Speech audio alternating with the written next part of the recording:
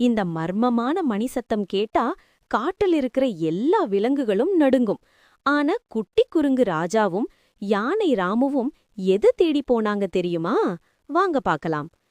ஒரு அடர்ந்த காட்டில் ராஜா என்ற சுட்டிக் குரங்கும் ராமு என்ற பலசாலி குட்டி யானையும் நெருங்கிய நண்பர்களாக இருந்தனர். ஒருநாள் காட்டின் மர்மமான பள்ளத்தாக்கிலிருந்து ஒரு விசித்திரமான மணிசத்தம் கேட்பதை உணர்ந்த ராஜா தன் நண்பன் ராமுவை அழைத்துக் கொண்டு அந்த ரகசியத்தை தேடி புறப்பட்டான்.